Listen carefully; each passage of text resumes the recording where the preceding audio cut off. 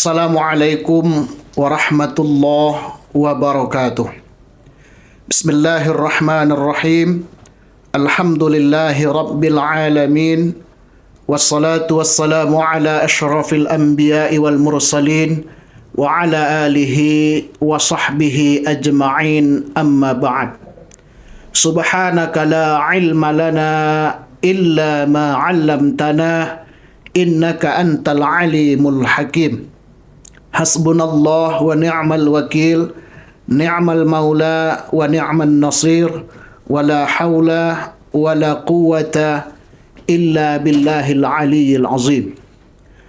Qala Allah subhanahu wa ta'ala fil Qur'anil Karim, a'udzu billahi minasy syaithanir rajim.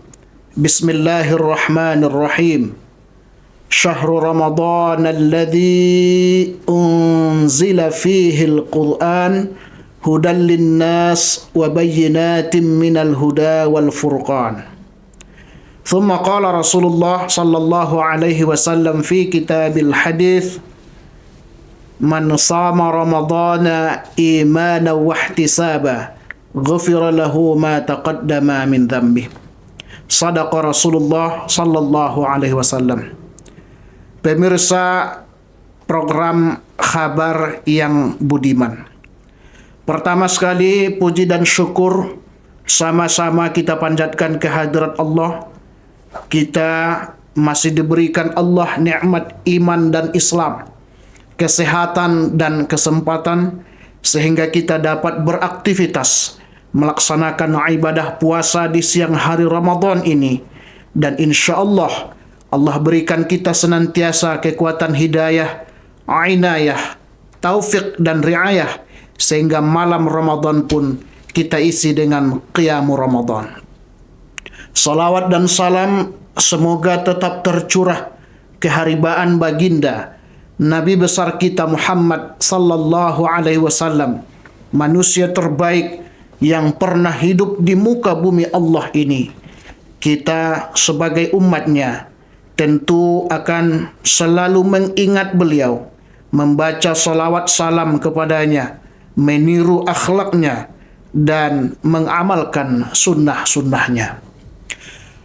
Pemirsa program Khabar yang dimuliakan Allah subhanahu wa ta'ala, salah satu hadis populer yang begitu banyak diceritakan, diriwayatkan, disampaikan oleh para muballighin dan muballighat adalah hadis riwayat Muslim an Abi Hurairah anna Rasulullah sallallahu alaihi wasallam qala idza jaa Ramadan futtihat abwabul jannah wa ghulliqat abwabun nar wa suffidatis syayatin, rawahu Muslim.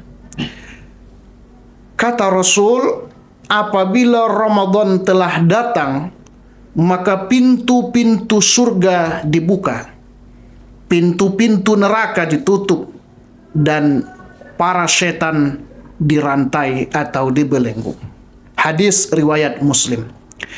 Pemirsa program Khabar yang dimuliakan Allah, yang menjadi pertanyaan menggelitik bagi sebahagian kita adalah, benarkah bahwa di Ramadan itu setan-setan dibelenggu?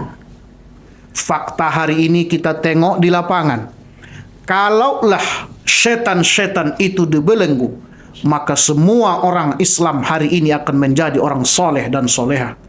Tapi fakta yang kita tengok, masih banyak saudara-saudara kita yang hatinya belum tersentuh hidayah dari Allah.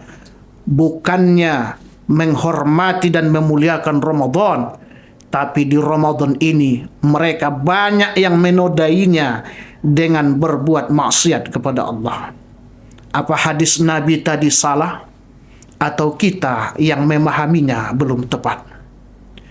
Pemirsa yang dimuliakan Allah subhanahu wa ta'ala, banyak penafsiran ulama tentang hadis tadi. Satu dari sekian banyak itu adalah, yang menarik, bahwa yang dimaksud setan-setan yang dirantai itu adalah maradatus syaitan, gerbong atau kepalanya setan. Kalau di dalam kampus kita ibaratkan itu kelasnya setan profesor, kelas-kelas kakap. Sementara setan-setan yang kelas teri, kelas-kelas kroco masih gentayangan.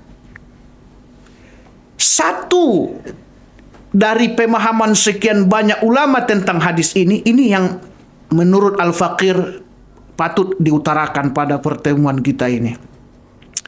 Apa benar setan itu punya pemimpin? Dan apa benar setan itu punya kroco? Ternyata dari penelusuran Al-Faqir dari berbagai sumber, benar. Ada kepalanya setan, dan di puncaknya ada yang kita sebut dan kita kenal namanya dengan iblis laknatullah alaih. Keterangan yang menarik justru ada dalam kitab Maraqil Ubudiyah yang ditulis oleh ulama besar kebanggaan kita asal Indonesia, Syekh Muhammad Nawawi Al-Bantani Al-Jawi. Dalam kitab Maraqil Ubudiyah beliau mengutip pendapat Syekh Husain bin Sulaiman Ar-Rashidi. Kata Syekh Sulaiman Ar-Rashidi ini dikutip kembali oleh Syekh Nawawi Al-Bantani, anna li iblisa tis'atu aulad. Iblis itu, kepalanya setan, memiliki 9 putra. Dan masing-masing mereka ini ada tugas. Jadi kalau boleh kita pahami hadis tadi, kalau pemahaman yang pertama tadi, bahwa yang dimaksud setan yang dibelenggu itu adalah pemimpin-pemimpinnya, kelas-kelas profesionalnya, setan-setan profesionalnya. Ternyata ada setan-setan yang di bawahnya levelnya. Logikanya, sahabat khabar yang dimuliakan Allah, kalau di Ramadan ini kita maksiat, kalau di Ramadan ini kita mungkar, berarti level kita belum level setan besar. Setan kroco saja kita sudah jatuh, apalagi setan-setan yang besar. Mari kita tengok pendapat Syekh Rasidi tadi. Ada 9 anak dari iblis yang disebut dengan syaitan itu sendiri. Dan 9 setan ini punya tugas. Dan ini mungkin setan-setan kroco yang harus kita antisipasi di Ramadan ini. Secara singkat saja karena waktu kita sangat singkat sekali. Yang pertama ada syaitan namanya Walhan.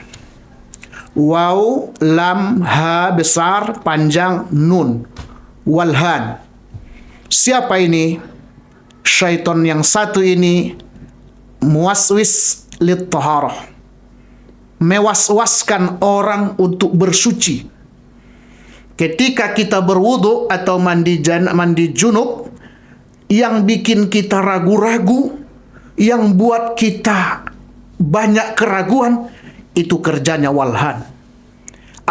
Wuduku sudah sah atau tidak? Apa wajahku tadi sudah benar sesuai dengan mazhab Syafi'i? Niatnya berbarengan dengan perbuatan. Yang bikin kita berulang-ulang berwudu, utamanya bagi orang yang penyakit was-was, adalah setan yang disebut walhan. Yang kedua, ada syaitan namanya khanzab. Khanzab ini adalah setan khusus untuk mewaswaskan orang dalam sholat. Yang bikin kita lupa rakaat sholat. Yang bikin kita lalai dalam sholat. Ingat mantan, ingat si A, ingat si B, ingat pekerjaan. Kadang kita rakaat pun lalai. Ini 3 atau 4, 2 atau 3. Sebelum sholat tidak ingat apa-apa, setelah sholat ingat apa-apa. Itu setan namanya khanzab. Yang ketiga, ada setan namanya zalanbur. Zalanbur ini syaitanus suq, setan pasar. Pemirsa, hati-hati bagi kita yang berprofesi pedagang, terutama mendekati Idul Fitri. Jualan kita laris manis. Jangan bersumpah, berbohong atas sumpah ketika kita berjualan. Yang terjadi di lapangan, ketika banyak orang menawar, Berapa Bu harganya? 50.000. Bisa ndak 30.000? Maaf Pak, modalnya saja 40.000. Negosiasi sudah alot, berjalan orang yang nak beli 3 ke belakang. Melangkah 3 kali ke belakang hendak tidak jadi. Tiba-tiba yang menjual manggil, silakanlah, silakan, belilah.